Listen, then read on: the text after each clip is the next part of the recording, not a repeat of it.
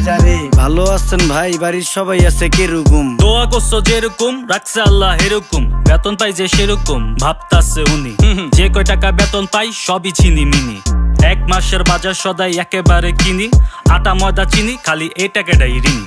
Very good very good. আরেকজন কয় very good.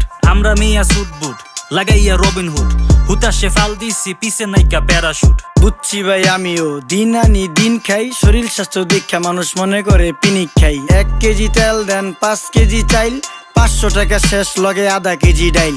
পূরণ করতে পারুন না তো বাজারের যেই ফাইল, আবার বাসায় গিয়া শুনুম আপনার ভাবির মুখে গাইল। ওই সইরা কারা সরু, গরু আইতাছে গরু।